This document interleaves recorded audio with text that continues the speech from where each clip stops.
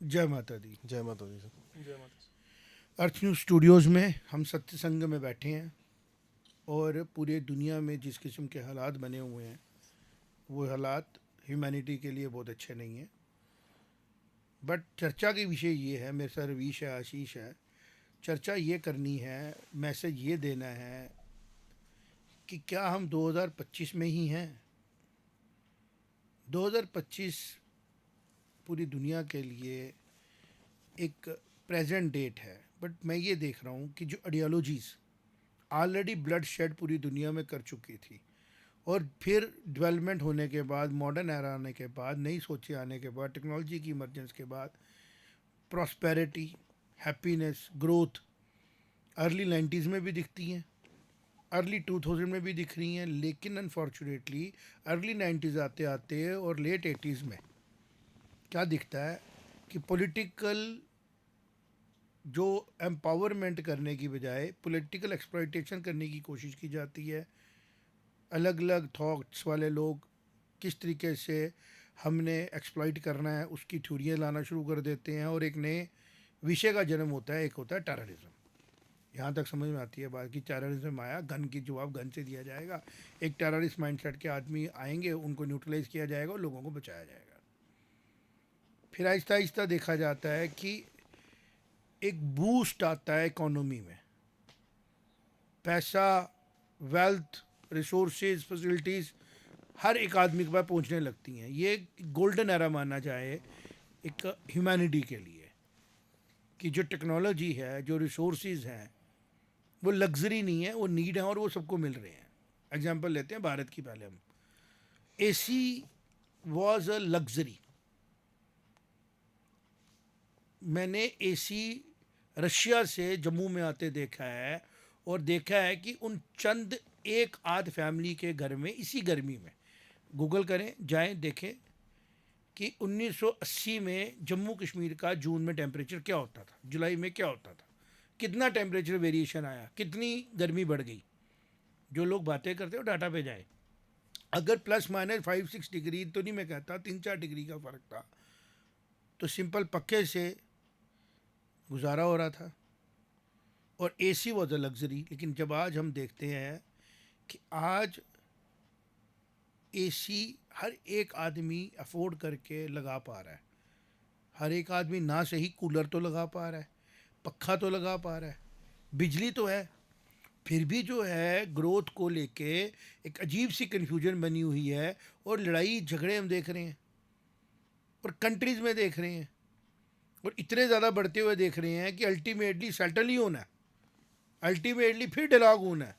तो पहले क्यों नहीं डिलॉग किया जाए, पहले क्यों नहीं डिस्कशन की जाए।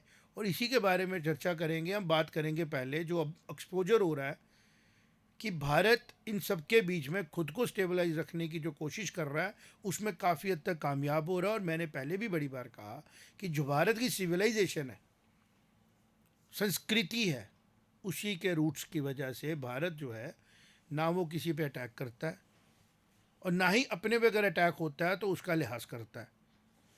तो जब भारत की हम बात करते हैं, जिसके बारे में कंट्रोवर्सी की जाती है, अखंड भारत का नक्शा क्यों बना दिया, वो ये नक्शा है सिविलाइजेशन का कि किस हद तक भारत के अंदर जो सिविलाइजेशन थी वो एग्जिस्ट करती थी। और आप फ़र्क देखेंगे, आप महसूस करेंगे कि जो पूरे वर्ल्ड में आज कन्फ्लिक्ट्स हैं वो कहाँ से बढ़ रहे हैं और कहाँ जा रहे हैं।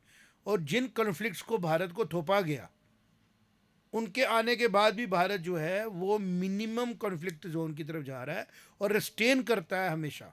एक्शन के बारे में जब रिएक्शन देता है, रिस्टेन। और उसकी एक बड़ी ब्यूटीफुल एग्जांपल भारत ने दी दुनिया को। वो ब्यूटीफुल एग्जांपल नहीं जो ट्रम्प देता है, वो एग्जांपल दी। हमारे पे टेररिज्म का अटैक किया गया, हमने उसको एक्ट ऑफ वॉर कहा, हमने कंट्रोल्ड तरीके से उस पर एक्ट किया, न्यूट्रलाइज किया। और जब किसी के प्रोवोकेशन पे अग्रेशन बढ़ाने की किसी ने कोशिश की, फिर उसको उतना ही जवाब दिया। And there are logics, there are discussions. But unfortunate हम ये देख रहे हैं कि पूरी दुनिया इसको जो है समझ नहीं पा रही है। और मुझे ओपनली कहने में तकलीफ नहीं होगी, ये ना डर होगा कि जो अमेरिकन थॉट प्रोसेस था जिसकी वजह से पूरी दुनिया में अमेरिका का मान सम्मान था, वो इसलिए नहीं था कि उसने आटम बम मारा, वो इसलिए था कि उसने ग्लोब से जो इंटेलेक्चुअल्स हैं उनको स्पेस दी, आइंस्टाइन जैसे लोगों को उसने स्पेस दी। पूरी दुनिया से इंटेलेक्चुअल्स अमेरिका जाके कंफर्ट फील कर रहे थे, क्योंकि उनको अपनी अपनी कंट्रीज़ में उस तरीके की फ्रीडम, उस तरीके के राइट्स नहीं मिल रहे थे। बट अनफॉर्चुनेटली आज अमेरिका ही खुद अगर पूरी दुनिया के कॉन्फ्लिक्ट्स का जड़ में पाया जा रहा है कि अमेरिकन एजेंसीज, अमेरिका की प्रोसेसेस जो हैं वो कॉन्फ्लिक्ट मॉन्गरिंग करते हैं। तो ये पूरे ग्लोब के लिए सोचने का विषय है कि यूएनओ जैसा संगठन जिसमें अमेरिका का डोमिनेशन है, नेटो जैसा संगठन जो एक अलायंस बना हुआ है उसमें अमेरिका का डोमिनेशन है, तो समझ में आता है कि अमेरिका से कनेक्टेड है। बट अमेरिका का डोमिनेशन एशिया में होना चाहिए, उसको बेसिस चाहिए। वो नहीं देख पा रहा कि इंडिया क्यों ग्रो कर रहा है, या चाइना क्यों ग्रो कर रहा है, या और कोई क्यों ग्रो कर रहा है। भाई 30 करोड़ की आबादी है आपकी, जो आपके सिटीजन्स हैं, उन्होंने मेहनत की है, आपके पास वेल्थ आ गई है, आपके पास वेपन पावर आ गई है, रिसर्च पावर आ गई है, तो वो खाली आपके साथ नहीं ना रह सकती। दुनिया 800 करोड़ लोगों की दुनिया है, तो 800 करोड़ लोगों के अपने अपने देश हैं, उनको भी राइट बनता है कि वो भी टेक्नोलॉजी में ग्रो करें, उनको भी राइट बनता है कि वो भी अपने आप को स्टेबलाइज करें। तो अगर आपको लगता है कि अगर वो स्टेबलाइज हो जाते हैं तो मेरे 300 करोड़ लोग जो हैं वो डिस्टर्ब हो जाएंगे, तो आपका माइंडसेट, इसका मतलब कॉलोनाइजिंग, कॉलोनी जो माइंडसेट है, कॉलोनियल माइंडसेट था, वो था कि हम लोगों ने कॉलोनी को बोलते इंपीरियलिज्म के ऊपर जा रहा है। तो ये ठीक नहीं है, और इसके बारे में हम चर्चा करेंगे कि रवीश की वॉर को लेकर जो एक्साइटमेंट दिख रही है यार मीडिया में, इसके ऊपर बात करनी ज़रूरी है कि मीडिया का काम है रिपोर्ट करना, वॉर की एक्साइटमेंट को गा गा के टीआरपी लेना और एक उसको बूस्ट करना, ये इनह्यूमन नहीं है। व्हाट डू यू से? जी जी बिल्कुल। देखिए, ये तो अगर मैं मीडिया की बात करूं तो ये मीडिया तो ये तो टीआरपी के ऊपर चल रहे हैं कि फेसबुक पे हमारे कितने व्यूज़ हैं, यूट्यूब पे हमारे कितने व्यूज़ हैं, उसको ग्लोरीफाई कर रहे हैं वायलेंस को। अगर हम इस जो करंट सिचुएशन है दुनिया की, अगर हम इसको समझे तो ये देखिए, इंडिया इंडिया जो है ना, इंडिया का पोजीशन बड़ा क्रिटिकल है इसमें। वर्ल्ड वॉर 1 में भी क्या हुआ, 2 में भी क्या हुआ, हमें पता है। दुनिया 2 हिस्सों में बट गई। ये बहुत डेंजरस हुआ। जब 2 हिस्सों में बड़े बड़ी ताकतें बट जाती हैं तो प्रॉब्लम बहुत गंभीर हो जाती है। अब हो क्या रहा है आज के दिन, अब ईरान और इसराइल वाली जंग में भी आप देखिए, नाटो और अमेरिका वो इसराइल के साथ है, रशिया और चाइना ईरान के साथ है। अब इस सिचुएशन से हुआ क्या, ईरान और इसराइल की जंग में पाकिस्तान के साथ अमेरिका को दूरी अपनी कम करनी पड़ी। मजबूरी थी पाकिस्तान अमेरिका की, उसको करना था उसको, क्योंकि देखिए अगर जंग होती है तो अमेरिका का मानना है कि हम पीछे से घेरेंगे अरब को। पर एक फ्रंट है। अमेरिका में मैं तेरे से सवाल पूछता हूँ, मुझे पता है इसके बारे में, हम चर्चा इसलिए करते हैं, चलो हमारी रिस्पॉन्सिबिलिटी मिलती है। JNK में बड़े कम न्यूज़पेपर और मीडिया हाउसेज हैं जो चर्चा करते हैं, और हम उनमें से एक हैं जो हम ग्लोबल हैं, बट हम ग्लोबली बात नहीं कर पाते हैं, तो हम करते हैं। मुझे एक बात बताओ कि क्या इंटरेस्ट है UAE में, क्योंकि ना बॉर्डर शेयरिंग है, ना रिसोर्सिंग शेयरिंग है, और अमेरिका डिपेंडेंट UAE पे है for the supply of 90% of its fuel. 90 तो नहीं मैं कहूँगा, but major portion of fuel, है ना। और अपनी टर्म्स एंड कंडीशनों पे अमेरिका फ्यूल लेता है उनसे। अमेरिका कंपनीज ने ही उसमें फ्यूल एक्सट्रैक्शन में काम किया, अमेरिका ने ही गाड़ियाँ बनाई, और अमेरिका को उनको शेयर तो देना था, वेल्थ तो आएगी जिनके घर से कोई चीज़ निकलेगी। अब अमेरिका उस चीज़ को कंट्रोल करने के लिए अगर उधर पॉलिटिक्स करना शुरू हो गया, उसमें UAE का क्या कसूर है? देखिए, ये जो सारा जो हम इल्ज़ाम नहीं दे रहे, क्योंकि अब बिल्कुल बिल्कुल, टेक्नोलॉजी देखिए चीज़ें ओपन हो जाती जो हैं। जो इस्लाम वर्सेस जो क्रिश्चियनिटी का आप इनका, हम रिलीजन के भी नहीं मैं उसका मैं चाहता हूँ कि ये जो ये दुश्मनी क्रिएट किया गया ना, नहीं, क्यों? क्रिएट नहीं, इससे पहले से ही था। क्रिश्चियनिटी को भी मैं देखिए जो देख रहा हूँ, स्टडी करें लोग जाके, ह्यूमंस को आज 800 लोगों को, करोड़ लोगों को भूल जाना चाहिए हमारा रिलीजन क्या, उनको देखना चाहिए कि रिलीजन एग्जिस्ट कैसे किया। बाइबल को पढ़ें, कुरान को पढ़ें, गीता महाभारत को पढ़ें, सारा कुछ पढ़ लें, और फिर डिसीजन है कि हमारे लीडर में कहाँ लेके जा रहे हैं, देखिए भीड़ में कहाँ लेके जा ये रहे हैं। जो पेट्रोल का हुआ, जो पेट्रोल का रिलीजन डिपेंडेंस, वॉर, जैसे हमारी पॉलिटिकल पार्टी होती है ना, वैसे फेथ्स होते तो हैं, वो वही पे बता रहा हूँ ये आपको फेथ्स कि होते हैं ना, ये बन के जो अब बाहर आओ, उसमें से बाहर निकलो। जो कॉलोनियलिज्म भी था, या जो जंग लड़ी है इन्होंने, जो लगभग 200-300 साल की जंग लड़ते ही चली, लड़ते रहे ये, तो वो उस टाइम से ये जंग चलती आ रही है। और जो कॉलोनाइजेशन है, जो कॉलोनाइजेशन ऑफ इंडिया था, वो काफ़ी जो लेखक है, दार्शक है, उनका मानना ये है कि वो बेसिकली उस टाइम पे भी इस्लामिक वर्ल्ड को पीछे से घेरने की वो तैयारी थी, जो इंडिया में और क्रिएशन ऑफ पाकिस्तान भी माना जाता बिल्कुल है कि एक बफर अगर स्टेट एक बना बफर स्टेट बना तो दो। लेकिन मैं जो बताना चाह रहा था, मैं ये बताना चाह रहा था कि जो करंट सिचुएशन अभी बन रही है, इसमें देखिए इंडिया इस सिचुएशन के कारण, देखिए पाकिस्तान के साथ अभी हमारी ताज़ा कन्फ्लिक्ट हुआ है, अब अमरीकी उसके नज़दीक जा रहा है। अभी एक चीज़ परसों हुई, कल हुई, आईडीएफ ने एक मैप निकाला जिसमें वो ईरान की स्ट्राइक्स दिखाना आज चाहता माफी मांगी उन्होंने, तो इजराइल ने। उसमें इन्होंने, अच्छा माफ़ी मैं शायद उसको हाँ, देख नहीं पाया, इजराइल ने तो माफी मांगी है उसमें publicly। काफ़ी एक एंटी इंडिया टाइप मैप था। लेकिन देखिए at the end of the day Pakistan थोड़ा क्लोज जाएगा अमेरिका के, लेकिन इससे होगा क्या, इससे इंडिया पुश होगा towards troika, towards Russia and China. लेकिन देखिए फॉर टोटल वर्ल्ड पीस ये भी एक अच्छा स्टेप नहीं होगा कि इंडिया चाइना और रशिया की तरफ ज़्यादा चले जाए और अमेरिका से थोड़ा कट हो जाए।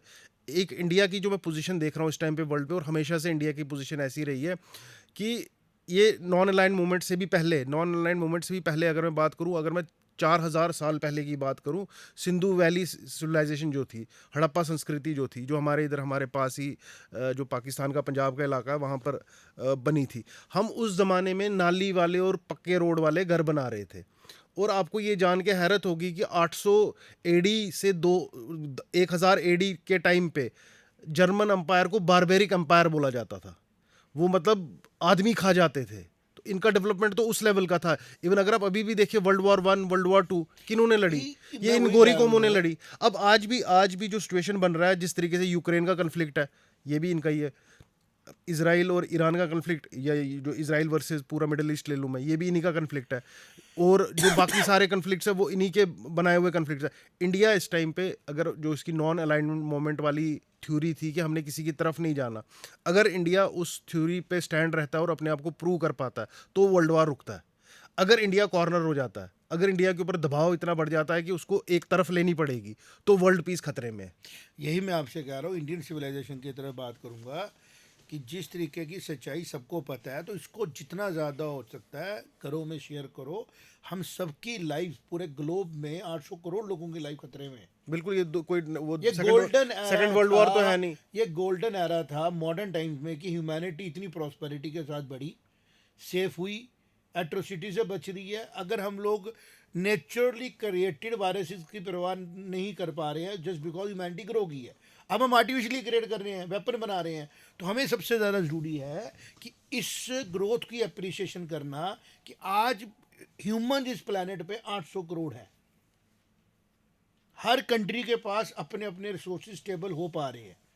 हमें इस टाइम ये देखना है कि कोई बड़ी कंट्री है जिसके पास ज़्यादा वेपन्स थे, अमेरिका है या पहले रशिया हुआ या जो भी है, हम इंडिया है, हम भी बड़ी कंट्री हैं। हम लोग इस तरीके से अपनी पॉलिसीज़ बनाएं कि हम अपने लोगों को भी सपोर्ट करें जो हमारे सिटीजन्स हैं, और अगर ग्लोब में कहीं पे डिस्टर्बेंस है उनको भी सपोर्ट करें। नहीं देखिए, अगर ये तो एक्सप्लॉइटेशन की लड़ाई बन गई। अगर इन्होंने बंदूक से लड़ना है, रॉकेटों से लड़ना है, वो अच्छा है। अब मेरी लड़ाई ईरान इजराइल की नहीं है। अब देखिए होता क्या, न्यूक्लियर बम जो आ गया ना ह्यूमैनिटी को 50, कितनी बार मैं तबाह करेगा। दर्शकों को बताना चाहूंगा कि अगर सिर्फ 50 न्यूक्लियर बम, जो 10,000 है यूएस के पास, 10,000 चाइना के पास भी कंपेरेबल है, सिर्फ 50 न्यूक्लियर एक्सप्लोजन से न्यूक्लियर विंटर आ जाता है। न्यूक्लियर विंटर का मतलब ये है कि इतना धुआं उठता है कि जो सूरज की किरणें हैं वो ज़मीन तक नहीं आ पाएंगी 2-3 साल तक। जैसे डायनासोर खत्म हो बिल्कुल, गए थे। जैसे डायनासोर खत्म हो गए उस तरीके की। तो अगर मेरा इजराइल और ईरान की जंग में कोई लेन देन नहीं है, या इंडिया पाकिस्तान की जंग में इंडिया ने ही बोला चलो ठीक है छोड़ देते हैं तुम्हें, हम जंग नहीं लड़ेंगे। अगर मैं पीस चाहता हूँ, जीना चाहता हूँ, मैं काम करना चाहता हूँ, मैं ह्यूमन जो मैनकाइंड है उसको और ऊंचा लेके जाना चाहता हूँ, तो मुझे ये नहीं चाहिए। और मैं कहता हूँ इस टाइम पे this is the opportune time, जो सारे वर्ल्ड पावर्स हैं इंक्लूडिंग इंडिया, इनको बैठ के एक कॉमन प्रोग्राम पे आना चाहिए कि सारे जितने न्यूक्लियर वेपन्स हैं उनको डंप कर देना चाहिए अलास्का या ऐसी जगह जाके। वो तभी होगा ना रेविश, वो तब होगा। वो अमेरिका को लेना पड़ेगा नहीं, इनिशिएटिव। वो अमेरिका का इनिशिएटिव है। अमेरिका पावरफुल है, और अगर अमेरिका खुद ही कॉन्फ्लिक्ट मॉन्गरिंग कर रहा है, नहीं वो करे ना, फिर देखिए न्यूक्लियर, यू हैव टू, देखो तुम्हें ब्लैक को ब्लैक बोलना पड़ेगा। देखिए ये तो अमेरिका अगर का, आज अमेरिका बोले कि मैं अंदर से मेरी एजेंसी सबको डिस्टर्ब करें, ऊपर आशीष मैं बन जाऊंगा कि मैं बड़ा पॉजिटिव हूँ, देखिए तो ये अमेरिका की आशीष पॉलिसी। से भी कमेंट लेते, कुछ सोच रहा है आशीष, क्या बोल रहा है तू, व्हाट यू से? हमारे हमारा जो जो टॉपिक हमारे था वो तो ये था कि वही टॉपिक है कि वे फॉरवर्ड हाँ, कि वे कैसे फॉरवर्ड पीस क्या, तो कैसे मैंने फाइंड कहा कि करें, अमेरिका को सुधारे बगैर कैसे होगा। वे हम कैसे पीस फाइंड करें इस चीज़ को। हाँ नहीं ठीक है, अभी हमने बात इसमें जो की है संदर्भ में, पहले हमने की कि हमें रिलीजन को साइड में छोड़ना पड़ेगा और फेथ को, मतलब ideologies फेथ्स को को आइडियोलॉजी और करना ह्यूमैनिटी को छोड़ना ऊपर पड़ेगा। लाना पड़ेगा, बात ही खत्म हो गई। अगर हम इस संदर्भ में देखें तो फिर Russia Ukraine same religion Christianity को फॉलो करते हैं लेकिन फिर भी लड़ते हैं। Ideologies different है। साउथ ही बैक्ड हाउथीज Ideology और different है। यमन में लड़ाई चल रही है, सेम इस्लाम। आइडियोलॉजी डिफरेंट है, रिलीजन सेम है, आइडियोलॉजी डिफरेंट है। बिल्कुल, तो आइडियोलॉजीज को हम किस तरह से मतलब सेम पेज पे लाना है, वो एक इसको बोलते हैं उसके लिए टॉलरेंट होना, जो तूने पॉइंट किया आशीष, बातचीत रशिया और अमेरिका वो के है बीच। टॉलरेंट होना, इनटॉलरेंट होना। इनटॉलरेंट होना ह्यूमैनिटी का ट्रेड ही नहीं है। Hmm, intolerance is not the trade of humanity. वो वो जानवर क्या है इनटॉलरेंट हो जाए कि मेरी टेरिटरी में को नहीं है। इंसान तो टॉलरेंट है, आइडियोलॉजी सेम है, तो कोई टॉलरेंस की प्रॉब्लम नहीं है। जब आइडियोलॉजी डिफरेंट हो गई तो वो इंसानियत की बात ही कर रहा है ना, तुम्हें क्या प्रॉब्लम हो रही है।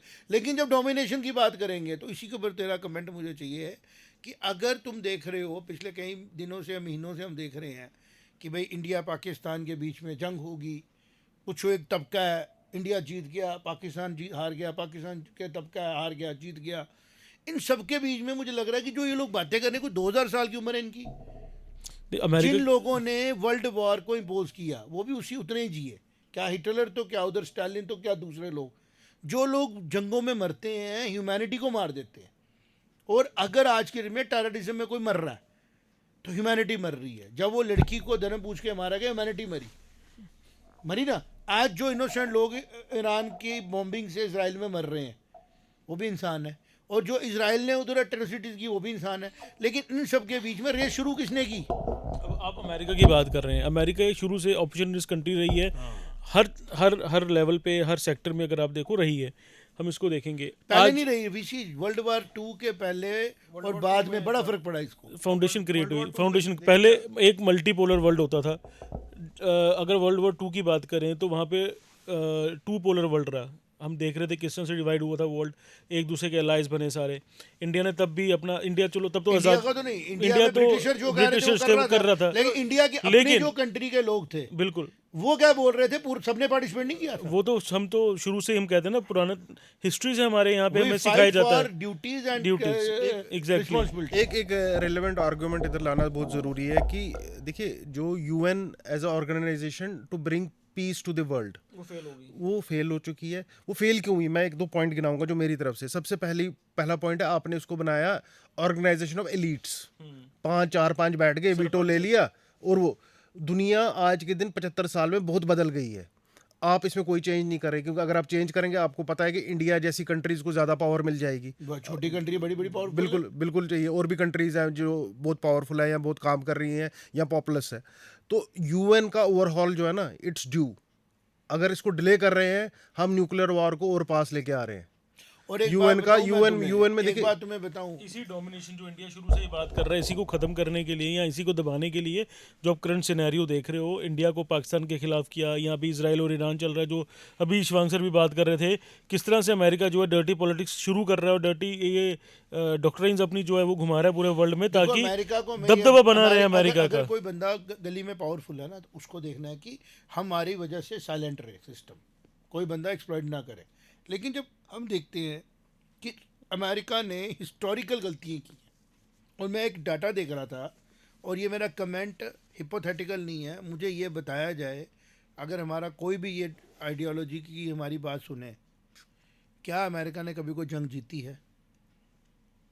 अमेरिका ने क्लियर कट विक्ट्री किसी जंग में नहीं ली है, क्योंकि अमेरिकन इनडिसिसिव भी रहता है, वो अपने लोगों और अपनी आइडियोलॉजी के बीच में लड़ता ही रहता है।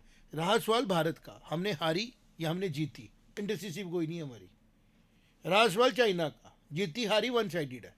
रशिया जीत रहा है या हार रहा है। जर्मन, अमेरिका को ये समझ नहीं आ रही है कि मेरी ग्रोथ का कारण ये हुआ कि मैंने पूरे वर्ल्ड के इंटेलेक्चुअल्स को वेलकम किया, अपनी डेफिशिएंसीज के ऊपर काम किया। मेरे अंदर ऐसे लोग हैं जो रेगिस्तान जैसे इलाके में लास वेगास बना देते हैं, है ना, मेहनती लोग हैं। इंडस्ट्रियलाइजेशन की फोर्ड आपको मिला, एडिसन आपको मिला, इंस्टेन आपके पास जाके बैठ गया, है ना, आपको हर चीज़ मिली। आप दुनिया को एग्जाम्पल दो और उसके आगे बढ़ो, जो आपने शुरू भी किया। अर्ली 60s में 70s में आप ठीक चल रहे थे। जैसे आपका एक्सप्लोरेशन हुआ नॉर्थ ईस्ट में, हमारे जो मिडिल ईस्ट में पेट्रोलियम का, और पेट्रोलियम को देख के आपके अंदर दिमाग खराब हो गया कि भाई गाड़ियाँ तो बनाएंगे बट गाड़ियों को फ्यूल तो सारे इधर से आ रहा है पूरे वर्ल्ड को, अब इसको कैसे मैनेज करें, इसको कैसे डोमिनेट करें। तो आप वहाँ पे पॉलिटिक्स शुरू कर देते हो, वहाँ पे कॉन्फ्लिक्ट्स लाते हो, वहाँ पे प्रॉब्लम्स लाते हो। जैसे आपने कॉलोनाइज के कॉलोनी से छोड़ने के टाइम इंडिया को पाकिस्तान बना के छोड़ दिया, टू नेशन की थ्योरी को सपोर्ट कर दिया। अब ये जो हम बातें कर रहे हैं इसलिए कर पा रहे हैं क्योंकि टेक्नोलॉजी है, क्योंकि हम लोग सर्च कर पाते हैं, हमें बुक्स नहीं पढ़नी पड़ती लाइब्रेरियों में जाके, कनेक्शन हम डॉट जोड़ लेते हैं, सारे आम आदमी जोड़ता है। लेकिन अनफॉर्चुनेटली आज भी आप मीडिया को इन्फ्लुएंस कर रहे हो, आज भी आपने मीडिया चैनल छोड़े हुए हैं जो आपके इन्फ्लुएंस से चलते हैं, जो बातों को दबाते हैं और पीछे से लिंक्स कहाँ मिलते हैं उनके एंड में जाके आपकी एजेंसियों में, कुछ फैमिलीज में। This is what I am saying ना। लेकिन अर्थ न्यूज़ है और भी 10 लोग हैं जो बात कर रहे हैं कि आज की डेट में कहीं ऐसा तो नहीं है जो कुकर्म एटम बम मार के जापान में अमेरिका ने किया, ईश्वर की तरफ से उसकी वापसी की सजा आने वाली है, क्योंकि अब वो हालात नहीं होंगे कि अमेरिका डोमिनेट करेगा। अगर आज अमेरिका ने वॉर मॉन्गरिंग को एक्सपेल्ट होने दिया तो सबसे बड़ा लूजर पूरे ग्लोब में अमेरिकन सिटीजन्स और अमेरिका होगा। तबाही तो वो करेगा बाकी सबकी, बट खुद की उसकी बड़ी तबाही होगी, और इतनी बड़ी तबाही होगी कि ये कहना गलत नहीं है कि जो भी अब वॉर को सपोर्ट कर रहा है ना with some interest and with the confidence कि मैं जीत जाऊंगा, उसकी सबसे ज़्यादा तबाही होगी। जो आज वॉर को अवॉइड करेगा ये सोच के कि मेरी भी तबाही हो सकती है और ये वॉर की ज़रूरत नहीं है, क्योंकि आपके ऊपर कोई डिपेंडेंट नहीं है, आप सबको अपना अपना काम करने दो। आज पाकिस्तान इंडिपेंडेंटली अपने बारे में सोचे कि मुझे किस पे डिपेंडेंट हूँ मैं। पाकिस्तान डिपेंडेंट है इंडियन वाटर्स पे, है ना। तो वो लड़ाई की बजाय कोलैबोरेशन की तरफ बढ़े। इंडिया एक ही बात बोल रहा है ना, टेररिज्म छोड़ यार, तू कर लेंगे बात। LOC बनाई थी ना इंडिया ने, शिमला समझौता किया नहीं पाकिस्तान ने। आज ये सब कुछ क्यों टूटा कि जब टेररिज्म को अमेरिका के द्वारा नहीं हम कह सकते डायरेक्टली, पता नहीं हमारे के, लेकिन उसामा बिन लादेन जब पाकिस्तान में मिलता है, दाऊद इब्राहिम पाकिस्तान में फ़ोटो खिंचा के मिलता है, इंडिया के ऑफेंडर उधर मिलते हैं, तो इसको टेररिज्म को सपोर्ट तू कर रहा है, तो पानी तुझे थोड़ी मिलेगा। 60s में तू नहीं कर रहा था, पानी तेरे को 80% दे दिया, 90 में तूने शुरू कर दिया, बंद कर दिया। इस सब के बीच में हमें ये डिस्कशन करना है, ये बात लोगों तक पहुंचानी है कि जितने भी कारण हैं जंगों के, एक ही बार उस पर डिस्कशन करो, डिबेट करो कि महाराजा गुलाब सिंह की स्टेट भारत को मिली because of the diplomacy, not because of the war. Bharat ने हमला नहीं किया, और अगर हमला आपके लोगों ने किया, आप हार गए, तो सिचुएशन बदल गई, फिर भी LOC बन गई, फिर भी डिस्कशन डिबेट करके क्लोज करो। UNO की बात मान लेते, आपने नहीं मानी, और ना ही अमेरिका ने फोर्स किया कि UNO को एग्जीक्यूट करो, कर लेते ना, प्लेबिसाइट करा लेते उस टाइम पे ही। किसने नहीं फौज उठाई है, आपने नहीं उठाई वहाँ से। इंडिया का राइट बनता था पीस में काम करना। अब आगे बढ़ते हैं, आगे बढ़ने का मतलब ये है कि हर एक सिटीज़न जो दुनिया में आ रहा है उसको राइट है, चाहे वो क्रिश्चियनिटी फॉलो करता है, चाहे इस्लाम फॉलो करता है, इस्लाम का कोई सेक्ट फॉलो करता है, हिंदुज़म फॉलो करता है, हिंदुज़म का कोई सेक्ट फॉलो करता है, वो एथीस्ट बन जाता है, उसकी अपनी सोच है।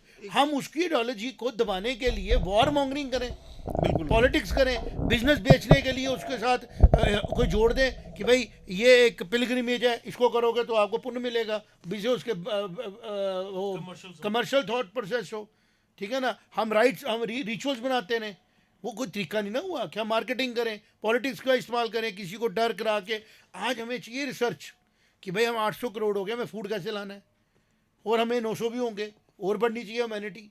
लेकिन इस थॉट पे जो है ना सर, इस थॉट पे एक वेल नोन जो इंडस्ट्री है अमेरिका की, weapon industry, arms and ammunition industry, वो जो है ओवर पावर कर जाती है। 800 करोड़ में उस पर डिपेंडेंट है, वो तो कहते हैं 10 ना, करोड़ है, मैंने मारो तो उनको बोला- पकड़ के, उन्हीं को मारो पकड़ के पहले काशी बगाओ दुनिया की। देखिए जो UN का ओवरहॉल है ये ओवर ड्यू है, और आप इंडिया को अब इससे ज्यादा भाई साहब, नजरअंदाज नहीं इंडिया कर ही सकते। UNSC की जो परमानेंट मेंबर है वो इंडिया इमीडिएटली बनना चाहिए, इमीडिएट। और उसके बाद भी आपको फंडामेंटल चेंजेस करनी है, आपको UN को थोड़ी ज्यादा पावर देनी है, तब जाके मसले हल होंगे। देखिए- और दूसरी तरफ मैं इंडिया पाकिस्तान के एक मसले की थोड़ी सी बात आई थी दिमाग में जब आप इंडिया पाकिस्तान की बात कर रहे थे। देखिए इंडिया कभी भी बातचीत से मना नहीं करता, किसी भी बात पे हम बातचीत, हम कोई बेवकूफ़ नहीं है कि हम बोलें Most advanced कश्मीर मसला नहीं civilization है दुनिया है, की। कश्मीर मसला नहीं है, हमें भी दिखता है कश्मीर मसला है, हम गवर्नमेंट ऑफ इंडिया बातचीत करने को तैयार है। Interlocutor लेकिन की टीका लगाए देखिए इसमें स्ट्रेटजी क्या है, पाकिस्तान देखिए क्या करता है, पाकिस्तान करता है एक तरफ करेगा बातचीत, और उस बातचीत में प्रेशर क्रिएट करने के लिए आतंकवाद करेगा।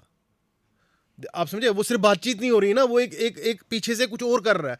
इंडिया का मना है कि भाई अगर आपने बातचीत करनी है, आप सिर्फ बातचीत करिए, आप ऐसे मत करिए कि बातचीत करेंगे और पीछे से आतंकवाद फैलाएंगे ताकि मैं प्रेशर में आ अब जाऊं। एक स्टेप और आगे बढ़ गया ना रवीश, अब स्टेप ये बढ़ गया कि पहले प्रॉब्लम जो थी ना वो कंट्रोलेबल थी विद द लीडर्स, आज वो डिवीजन दिन ब दिन बढ़ रहा है। रिलीजियस एंड आइडियोलॉजिकल फैंटेसीज जो है ना वो बड़ी हाइपर हो गई हैं। मतलब आप इमेजिन नहीं कर सकते हो कि एक इंसान अपनी पूरी फैमिली को जहर दे के मार देता, तुझे मोक्ष मिल रहा है। एक फैमिली सारे अपने मेंबरों को, बच्चों से लेकर दादा दादी को मार देती है, उसको कन्विंस हो जाता है कि भाई मुझे मोक्ष मिलेगा। और ये अमेरिका में भी हो चुका है। एक बाबा जी ने सबको इकट्ठे जहर दे दिया था, बड़ा मशहूर किस्सा है अमेरिका का। पता नहीं कितने लोगों को मार दिया था कि तुम फ्री हो गए दुनिया से। तो ये जो आइडियोलॉजीज है ना, हमें देखना पड़ेगा। और हम कल एक सर्च भी कर रहे थे कि जितने ग्लोबल लीडर्स हैं इन सबकी एज जो है 60+ चल रही है ना। कितनी लाइफ वो आगे देख पा रहे हैं। लेकिन जो आदमी आज 15 साल का, 20 साल का, जो होप के साथ चल रहा है, हम उसको खतरे में डालने का राइट क्या है हमारे को? किसी भी वजह से अगर इजराइल को लैंड दी गई थी तो बाकी कन्फ्लिक्ट क्यों बनाया गया? अगर उनका कोई रिलीजियस कन्फ्लिक्ट आपस में था तो आपस में निपटाएंगे ना। उसमें बाहर के लोगों को इंटरफेयर करने का मतलब नहीं ना कि एक को बम दे दो, एक को जहाज दे दो, चाहे लड़ता रहा तू। वो इसलिए इंगेज किया गया क्योंकि पेट्रोलियम, आज भारत को इंगेज इसलिए किया जा रहा है क्योंकि कंज्यूमर प्रॉपर्टी बड़ी है। आज चाइना को इंगेज इसलिए किया जा रहा है क्योंकि वो अपनी इंडस्ट्री को हार्ड वर्क करके आगे ले पाया। रशिया को इंगेज इसलिए कर पा रहा है कि यूनाइटेड स्टेट्स ऑफ जब ये यूनियन था, सोवियत यूनियन था, वो टूट गया। अब वो रशिया की तौर पे आगे बढ़ रहा है। तो नेटो को फोर्स किया गया, एक काम कर तो यूक्रेन मिला ले अपने साथ। भाई अगर तुम कल को बोलोगे कि अमेरिका आ जाएगा नहीं, वो सपोर्ट में कश्मीर की, जो नहीं, मुझे एक बात, let us take a situation. NATO आता है, इसका रियलिस्टिक एग्जांपल देता हूं। अगर नेटो कल बोलता है कि मैं पाकिस्तान के साथ खड़ा हूं कश्मीर में, तो क्या रिएक्शन आएगा? उससे रियलिस्टिक इंडिया वेट करेगा? 79 का एग्जांपल दूंगा यूएस की तरफ से ही, कि उसको बोलते हैं जो कोल्ड वॉर का सबसे क्लोजेस्ट पॉइंट माना जाता है न्यूक्लियर वॉर का, that is Cuban missile crisis. Yes, Cuba में रशिया ने मिसाइल्स लगाई थी, वो तो इससे दूर था यूक्रेन से। और तुमने उसके ऊपर वर्ल्ड वॉर की तैयारी कर दी थी, थर्ड वर्ल्ड वॉर की, कि न्यूक कर देंगे हम। वो सबसे खतरनाक क्लोजेस्ट माना जाता है। आज अगर तुम लोग यूक्रेन में जाके वहां बेस बना रहे हो तो इसका मतलब क्या है कि तुम्हारी सही, बाकी सबकी गलत। तो इसलिए हम लोग ये बात आज कर रहे हैं कि वे हेड क्या है। वे हेड है कि आइडियोलॉजी हिंदुस्तान की जो है वो रिलीजियसली एक्सेप्टेबल है। मैंने उस दिन भी कहा कि भारत की रिलीजन के अंदर, भारत की सभ्यता के अंदर, एक फैमिली में पापा मम्मी बेटा बेटी बहू अलग अलग फेथ के भी हो सकते हैं और फिर भी वो साथ रहते हैं। ये है एक्सेप्टेबिलिटी, ये है सच्चाई। और अगर वर्ल्ड को इसकी ज़रूरत है तो स्टडी कर लो ना यार, कि हर 15 मिनट में, हर थोड़ी देर के बाद ज़बान बदलती है, खाना बदलता है, फिर भी एक्सेप्टेबिलिटी है। इसमें बात आ गई टॉलरेंस है, क्या बोलते हैं, इंटॉलरेंस की, जो शीश से मेरी डिस्कशन हो रही थी। तो वर्ल्ड को टॉलरेंट बनाने के लिए एक सॉफ्टवेयर चाहिए ना, थॉट प्रोसेस चाहिए, वो तो भारत के पास है। और तुमने उसको यूएनएससी से बाहर रखा हुआ है। अब लाओ हमें अंदर, हमारे प्रधानमंत्री को बात करने दो। फरहाना प्रधानमंत्री रिकॉर्ड विदाउट सिक्योरिटी क्लियरेंस सीधे पाकिस्तान जाके बात कर रहा है। ये भारत की सिविलाइजेशन से सच आता है। और तुम उस पाकिस्तान को प्रोवोकेशन की तरफ ले रहे हो, उसके ऐसे जर्नल को जो एक्सट्रीमिस्ट बात कर रहा है। हिंदू क्या पाकिस्तान में नहीं रहते हैं? सरदार पाकिस्तान में रहते हैं, जान बुद्ध नहीं रहते हैं। और वो कह रहा है कि हम 2 लाइनों में बने। इसका मतलब मेरे इलाके के, पाकिस्तान के सारे रिलीजन के लोग डरे उससे। कैसे हो सकता है? How you can say this? तूने जो उस दिन मैसेज दिया था क्या था? और तू उसको कह रहा है कि वो वर्ल्ड के बीच की बात कर रहा है, तू उधर बुला रहा है अमेरिका में उसको। मतलब ये तो हो गया ना कि कल को दाऊद को पाकिस्तान अगर बुला लेता है, लेटर से दाऊद को कल मेन पार्लियामेंट में बढ़ाया जाता है और बात कर पाएंगे उसके साथ। तो इंडिया ने अमेरिका को सपोर्ट किया अगेंस्ट द आइडियोलॉजी जाके, पता था अमेरिकन, बट अमेरिका ने बार बार इंडिया को जो है एक्सप्लॉइट करने के बाद एकदम आइसोलेट कर दिया बाद में।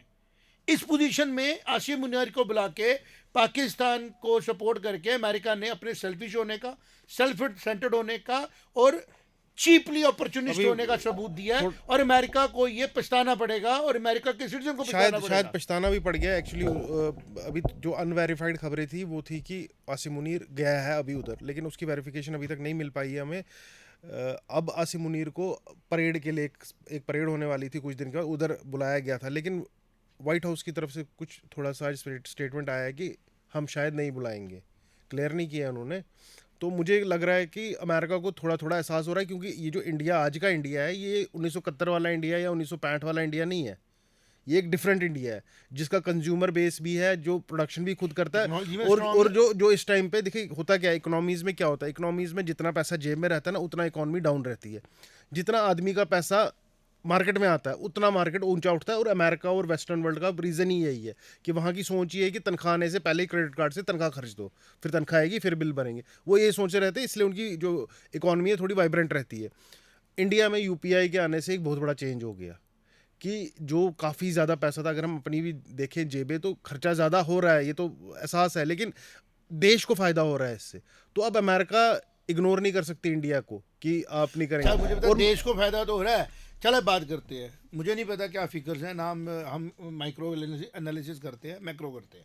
यूट्यूब को और फेसबुक को अमेरिका से कितनी, इंडिया से कितना पैसा जाता होगा? करीबन 60% मुझे लगता है वर्ल्ड का पूरा 60% के आसपास। एप्पल के इंडस्ट्री को, एप्पल के फोन सबसे ज्यादा कौन खरीदा है? सबके आप लगा लो 60% इंडिया ही है, 60% इंडिया है। पूरी आप वर्ल्ड मुझे वर्ल्ड वाइड बोल आप रहा हूँ मुझे मैं। ये बताओ, अगर ये फिगर्स दुनिया में हैं तो आप उस कंज्यूमर को कितनी देर होल्ड करोगे कि वो आपके बराबर बैठ के आपसे बात ना करे? बिल्कुल, मैं वही तो बात और बता रहा हूँ। उसको रोकने के लिए आप एक छोटा सा मुल्क जो 3 स्टेटों में खत्म होता है हमारी, उसको खड़ा करोगे और उसको वेपनाइज करोगे, उसको आप F-15 दोगे, F-16 दोगे, F-35 दोगे, बोलोगे जी मैं खड़ा कर दूंगा। तो ये मुझे लगता नहीं है कि एक बचकानी हरकत है अमेरिकन पॉलिटिशियंस नहीं, की। मुझे लगता है अमेरिका ने इतना ज़्यादा इंडिया के लिए दिए भी नहीं थे उस टाइम F-16 और F-15। नहीं, इंडिया के लिए नहीं दिए थे उन्होंने, हमारे नेबर को दिए, तो रोक सकता है। लेकिन वो एग्रीमेंट की बात कर रहा है कि, लेकिन वो एग्रीमेंट से फर्क क्या पड़ता है? वो तो पता ही था कि किस लिए लिया। अगर अगर इंडिया के खिलाफ यूज नहीं करने हैं इन्होंने तो और किस लिए चाहिए इनको? ये डिस्कशन डिबेट्स का ना अब वे हेड है, सच बोलो, सच पे चलो। और सच ये है कि politics for the welfare of people will और सस्टेन। ये जो पॉइंट इसने बोला ये बड़ा सही पॉइंट बोला। यही पॉलिटिक्स दिखाता है अमेरिका की। अमेरिका ने दिए जहाज, क्यों? नहीं दिए जहाज और बोला नहीं जी, तो इंडिया के खिलाफ नहीं यूज कर। भाई इंडिया के खिलाफ नहीं तो फिर इसको किस लिए चाहिए? आप समझिए ना बात को। पाकिस्तान को दुश्मन किसने बनाया हमारा? आपने आपने आप भी मान सकते हो कि जिस टाइम पे ब्रिटिश जर्नल था, इंडिया का चीफ ऑफ आर्मी स्टाफ जो था वो ब्रिटिश सिटीजन था, इंडिया का और पाकिस्तान दोनों का, और उसकी नॉलेज के बगैर कबाली आ गए। हाँ, नहीं उन्होंने आरंभ किया था वो तो ऑब्वियस। नहीं, हाउ इट इज़ पॉसिबल? तो आप ये सोचो कि हम तो सामने बड़े ब्लैक को ब्लैक नहीं बोल पा रहे हैं कि इन वेस्टर्न माइंडसेट के लोगों की वजह से 2 देशों को आपने पहली वार में डाल दिया और दूसरे को बोला तो हमारी, तुम लड़ो, तुम्हारा भी जनरल मैं हूं, तुम लड़ो, तुम्हारा भी मैं हूं। हारा कौन, जीता कौन? इंडिया और पाकिस्तान दोनों हारे, वेस्ट जीत गया। आज अकल चाहिए पाकिस्तान के लोकल लीडरशिप को कि हमारे अंदर डेमोक्रेसी है, हम अपने लिए फैसले ले। अफगानिस्तान के साथ क्या प्रॉब्लम थी पाकिस्तान को? किसने डिफरेंस क्रिएट किए? आज पाकिस्तान अफगानिस्तान से क्यों लड़ रहा है? पुरानी मूवीज़ में अगर आप देखोगे, काबली वाला जो है स्टोरीज है हमारे साथ, ऐ मेरे प्यारे वतन गाने हैं कि अफगानिस्तान तक हमारा कल्चरल इंटरेक्शन था। पुरानी मूवीज़ देखते हैं उसमें दिखता है पठान खड़ा है, सर्विस दे रहा है, नौकरियाँ कर रहा है, यहाँ पे वीज़ा ईज था इंडिया में आने के लिए पठान के बीच में। तो वो जो इंडिया का कल्चर था वो अफगानिस्तान तक तो था। तो इंडिया ने वही रिफ्लेक्ट किया कि हम अखंड भारत है, अगर हम अपनी सिविलाइजेशन पे जाएंगे, फेथ कुछ भी हो सकता है, कोई नमाज पढ़े, कोई मंदिर जाके मत्था टेके, कोई फर्क नहीं है। ये वे हेड है, कोई चर्च में जाए, कोई फर्क नहीं है। लेकिन जब उसको as a tool of politics बनाओगे आप, तो कन्फ्लिक्ट भी होंगे और आपसे सॉल्व भी नहीं होंगे। यही कारण है कि अगर इजराइल का कोई फेथ है और यूएई का कोई फेथ है, कोई कन्फ्लिक्ट नहीं ना, अपने अपने फेथ में रहो। लेकिन जब वो फेथ एज ए यूज़ किया जाएगा पावर में आने का और डिफरेंस करने का, और वो यूज़ कौन करेगा? जिसको बेनिफिट हो रहा है लड़ाई का। लड़ाई का बेनिफिट सबसे ज़्यादा किसको हुआ? वेस्ट को। चाहे फ्रांस था, चाहे जर्मनी था वर्ल्ड वार 2 के पहले, चाहे रशिया था, ये सब ने कॉलोनीज बनाई थी। पहले ये बाय फुट जाके कॉलोनियाँ बना रहे थे, अब ये थ्रू मैनिपुलेशन कॉलोनियाँ बना रहे हैं। अब राइट टाइम आ चुका है कि वार के बगैर ही नॉलेज की वॉर से ही लड़ाई लड़ी जाए और आर्गूमेंट से ही ख़त्म की जाए, क्योंकि अगर आज भी वेपन से लड़ाइयाँ लड़के ख़त्म की गई तो भारत में मैं वर्ल्ड में मानूंगा ह्यूमैनिटी ग्रो ही नहीं की है। लड़ते जानवर हैं, इंसान आर्गूमेंट करते हैं, डिस्कशन करते हैं, डिबेट करते हैं, बात करते हैं, ओपन हाउस में बात करते हैं। ग्लोबल आज 1 मिनट बताओ, आज हर यूट्यूब में आता ना, आप मल्टीपल लैंग्वेजेस में कोशिश करो किसी तरीके से कि पूरी दुनिया का आदमी 70% लोग बात कर सके, है ना, और फिर उनको पूछो क्या हम चाहते हैं पाकिस्तान के सब लोगों को पूछा जाए वोट डालो इंडिया से लड़ना है, पता लग जाएगा क्या चाहते हैं। मारो गोली पर भी से उधर करना, इंडिया में डोल लो, 90% लोग बोलेंगे अगर वो हमें नहीं मारेंगे हम नहीं मारेंगे। लेकिन अब आप पहलगाम करोगे, पुलवामा करोगे तो सारा देश आपके खिलाफ होगा ना। अब यहाँ पे जो बम फटेंगे बॉम्बे में और आप उसके कॉन्स्पिरेटर्स को रखोगे अपने पास बना के कराची में, और आप बोलोगे जी इंडिया के लोग हमें पसंद करें, ये this is something to be done. तो पीस कैसे आएगा? पीस एक तरीके से आएगा कि नॉलेज की बातें की जाए, ज्ञान, सच्चा ज्ञान सामने लाया जाए। सच्चा ज्ञान है कि हम ह्यूमंस हैं, हम टेम्परेरी दुनिया में आते हैं, हम अपने जीते जी सारे कॉन्फ्लिक्ट जो हमने क्रिएट किए ख़त्म करें ताकि आने वाली दुनिया को एक न्यूट्रल वर्ल्ड मिले। वास्तव में नेतन्याहू आज 80 ईयर्स के होने वाले हैं, चले जाएंगे दुनिया से, अपना कॉन्फ्लिक्ट रिजॉल्व करके जाएं, आने वाली जनरेशन को दे दो, तुम भी लड़ते मरते रहो, ग्रो कब करोगे? और आज ये भी एक कॉन्स्पिरेसी तुझे मैं बताऊं, जो ईवीज ला रहे हैं ना हम लोग, ग्लोबल गर्मी आ गई, ग्लोबल गर्मी, सबसे ज्यादा कार्बन एमिशन कंट्रीब्यूशन करता है अमेरिका, कार्बन फुटप्रिंट है ही उनका सबसे ज्यादा, क्योंकि प्रोडक्शन वही करता है सबसे ज्यादा। नहीं प्रोडक्शन नहीं, उनका लाइफस्टाइल ही ऐसा है ना। नहीं भाई, Lifestyle उन्होंने भी इस बिजली बनानी है, उनको एनर्जी चाहिए, उन्हें इंडस्ट्रियाँ चलानी है, उन्हें पूरी दुनिया के अंदर अपना दिखाना है रोप, और फिर पूरी दुनिया को कहना है जी ग्रीन की तरफ चलो। तरह मशीनें भी ज़्यादा यूज़ करते हैं ना, जैसे हमारे इधर काफ़ी काम जो होता है मैनुअली हो रहा है अभी भी, जैसे फॉर एग्जांपल घर का काम है हमारा, तो कोई मेड आएगी तो कर देगी, इस तरीके का चलता है हमारे इधर, तो उस चीज़ का कार्बन फुटप्रिंट कम होता है। अब इनके इधर मशीन यूज़ होती है, from dish washing to everything, हर तरीके की मशीन लगी है, तो जब मशीन चलेगी तो कार्बन फुटप्रिंट बढ़ता है। तो आई थिंक मैंने लास्ट टाइम पढ़ा था तो इट इज़ समथिंग कोई 30 गुना ज़्यादा है, 30 टाइम ज़्यादा है इंडिया से। पॉपुलेशन हमारी 5 गुना ज्यादा है, कार्बन फुटप्रिंट तुम्हारे 30 करोड़ लोगों का ज्यादा है, और तुम उसको छुपाने के लिए बोलोगे नहीं जी हम, अब अगर पेट्रोलियम के अगेंस्ट हम बात कर रहे हैं तो नुकसान किसको देने की कोशिश की जा रही है? पेट्रोलियम का वैल्यू तुम्हें पता है? तुम्हें एक बात बताऊं, 2-2.5 साल पहले की बात है, इंटरनेशनल मार्केट में पर बैरल वो वैल्यू जीरो हो गई, माइनस में चल रही है, मतलब जीरो हो गई थी, लोगों के पैसे उड़ गए। कोरोना के टाइम पे आई थिंक। नहीं, उसके आगे पीछे की बात है ये, कारण क्या हुआ था वो किसी को नहीं पता। मतलब आपका पेट्रोल मुफ्त में, किसको कंट्रोल करने के लिए? मिडिल ईस्ट को। क्यों? आज भी तुमने अपने रिसोर्सेज इस्तेमाल नहीं किए, रिजर्व रखे हुए अपने, रशिया ने भी नहीं किए हुए, खुल के अब रशिया कर रहा है वॉर के बीच में जब उसको प्रॉब्लम आ रही है। आप तो सारा पेट्रोल उनका एक्सप्लॉइट कर रहे थे, और फिर आप उनको उनके रिलीजियस झगड़ों में सपोर्ट करके उनके पर्सनल कॉन्फ्लिक्ट्स को ग्लोबल बना रहे हो। ईरान और इसराइल का एक पर्सनल कॉन्फ्लिक्ट है फेथ का, शियाज एंड सुन्नीस का पर्सनल कॉन्फ्लिक्ट फेथ का, let that be contained in their own zones, आप उसमें आके उसको ग्लोबल बना देते हो। This is what we said कि इंडिया की फिलॉसफी ठीक है, इंडिया किसी के बीच में नहीं जाता है, लेकिन जब आप इंडिया की फ़िलासफ़ी को बोलोगे ये पुरानी है हमारी बढ़िया है, तो वर्ल्ड ने आपको देखा है, जब से आपने डोमिनेट किया है, जब से वेस्ट ने दुनिया को डोमिनेट किया है, जंगें नहीं ख़त्म हुई। वर्ल्ड वार 1, वर्ल्ड वार 2 और वर्ल्ड वार 3 की शुरुआत ही होगी वर्ल्ड वार 2 के ख़त्म होते, अब भाई 60 में आई, 70 में, 90 में आई, 7 में पढ़ते थे तब से आएगी। अब वर्ल्ड जो है वो टेक्नोलॉजी के साथ आगे बढ़ चुका है, हम जैसी बड़ी चर्चाएं होंगी, और ये डोमिनेशन अमेरिका को भी मिलेगी, चाइना को भी मिलेगी, हर एक उस कंट्री को मिलेगी जो कोशिश कर रही है कि हम एक नया कॉन्फ्लिक्ट मॉन्गरिंग करके पावरफुल नहीं बनेंगे, अपने ही लोग खिलाफ हो जाएंगे, और जो अमेरिका को देखने को मिल रहा है। तो आज की हमारी चर्चा ये थी कि वे हेड क्या, वे हेड है humanity first in true sense, चाहे वो फिर ह्यूमन किसी साउथ अफ्रीका का एक नोमैडिक बंदा हो, अमेज़ॉन के जंगल का एक आदिवासी हो जो आज भी पेड़ की पूजा करके अपना गुजारा कर रहे हैं, या फिर वो एक मोस्ट मॉडर्न न्यूयॉर्क में रहने वाला क्रिश्चियन हो, देयर इज़ नो डिफरेंस, या वो एक इस्लाम को फॉलो करने वाला किंग ऑफ दुबई हो, या फिर वो एक सिंपल आदमी जो मुशायरा बन के अपना रिलीजन चला रहा है। There is no difference between a person. अगर वो religion as a tool of politics इस्तेमाल कर रहा है तो उसके खिलाफ बात करने का टाइम है और करना चाहिए कि religion is a faith now, और असली रिलीजन है ह्यूमैनिटी. कहीं पे भी एक्सप्लॉयटेशन होगी ह्यूमैनिटी की, इट विल बी स्पोकन. और वो हुआ जब पहलगाम में अटैक हुआ, पूरी दुनिया एक साइड पे हो गई. वो सबको महसूस हुआ ना कि इंसानियत को डाल दिया है तुमने खतरे में. लेकिन अगर उसके बाद वॉर ही हो जाती तो इंसानियत की और दर्जियाँ उड़ती. तो देखिए इंडिया ने किस तरीके से कैलकुलेशन से बात की, जितनी बात की उतनी की. वो जो 10 तारीख का हमला किया इंडिया ने, वो भी जंग रोकने के लिए हमला हुआ कि कहीं पाकिस्तान ज़्यादा बड़ा हमला ना करे तो हमें जवाब देना पड़े. इसलिए उनकी Controlled. पीएफ की और उसमें आप कैपेबिलिटी देखिए, खत्म, नोट करें, इंफ्रास्ट्रक्चर लॉस है, ह्यूमन लॉस उधर भी ज़्यादा नहीं बहुत किया. कम किया. कोलेटरल और डैमेज वो का पूरा इंफ्रा कंट्रोल इंफ्रा भी ऐसा किया है कि जो लैंडिंग स्ट्रिप्स है उनको उड़ाने की कोशिश ज़्यादा हुई है कि उनको इनकेपेबल करे कि वो जहाज़ ना उड़ा पाए बस अपना.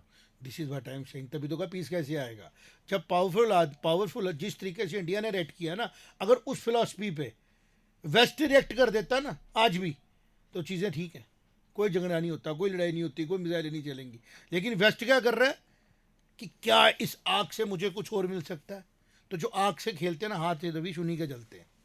भारत को पता है आग क्या होती है, क्योंकि भारत की सिविलाइजेशन में 2 किताबें हैं, रामायण और महाभारत, और दोनों जंगों पे लड़ी गई हैं. और वो इतना बड़ा लेसन है कि war is the last resort. और वेस्ट ने क्या सीखा हुआ है, war is the only way of life. झगड़ा नहीं है तो इसका लाइफ ही नहीं है. This is to be learn कि war is not welfare of people and it will never be. तो वॉर को रोकने की जितनी कोशिश की जाए भारत वो करेगा. और भारत की सिविलाइजेशन में ही ईश्वर की तरफ से दिया हुआ ताकत है. और अगर वर्ल्ड आज भी भारत की सिविलाइजेशन को कॉपी कर लेता है तो मुझे पूरा विश्वास है कि 3rd वर्ल्ड वार छट के कोई वर्ल्ड वार होगी नहीं. और जो नेटो के बीच में प्रॉब्लम चल रही है, यूक्रेन के बीच में चल रही है, ये भी रुक जाएगी. सब लोग जो है वो समझेंगे कि हमने कुछ नहीं पाना है, अपनी अपनी कंट्री संभालो, डिफाइंड हो चुकी है, नए पैरामीटर बनाने की जरूरत नहीं है. चाइना को भी समझना पड़ेगा कि मैं किसी में इंटरफेयर नहीं करूं. अगर मेरी पॉपुलेशन बढ़ रही है, मैं उसको इनोवेशन से, क्रिएटिविटी से, हार्डवर्क से कवर करूं, मैं हैंडल करूं, ना कि मैं उसको ठीक करने के लिए पूरे ग्लोब को डिस्टर्ब कर दूं. तो जो ये इसमें सबसे एक्टिव रोल प्ले कर रहा है ना, वो इस टाइम पे अगर हम देखें ना, वो है अमेरिका. और जिसकी पॉलिसी को उसको क्लियर करना पड़ेगा. और वो पॉलिसी है कि humanity first and democracy is the future of world. True democracy. और ट्रू डेमोक्रेसी टॉलरेंस की तरफ लेके जाती है, वन साइडेड थॉट की तरफ लेके नहीं जाती है. तो मुझे लगता है आज हमने बड़ी इंडेप्थ से चर्चा की. ज़्यादा तो मैंने ही डिस्कशन किया, पर रवीश ने भी अपने पॉइंट दिए, आशीष ने भी दिया. अर्थ न्यूज़ में कोशिश करते रहेंगे. Let's move towards a longer ever lasting peace. और उसका जो रास्ता है वो भारतीय सभ्यता से जाता है, जिस सभ्यता में हर फेथ, हर रिलीजन की जगह है, मूर्ति पूजा से लेके ब्रह्म की जगह है, साकार से निराकार तक की जगह है. और ह्यूमैनिटी को आगे लेके जाने के लिए हर एक जो कंपोनेंट रिक्वायर्ड है उसकी जगह है. तो कोई सुपीरियर नहीं है, कोई इंफीरियर नहीं है. बुरा और अच्छा है, अच्छाई की तरफ बढ़ते हैं, बुराई को देखते हैं. अगर वो ज़्यादा बढ़ती है तो उसका इलाज होता है कि अच्छाई को, बुराई को ख़त्म करने की कोशिश करनी पड़ती है. भाई ये डिफाइन करना है कि हम किसी को पॉलिटिकली बुरा बना के उसका शिकार तो नहीं कर रहे अपने किसी लालच के लिए. ये देखना ज़रूरी है. कोशिश करते रहेंगे. मिलते हैं. जय माता दी.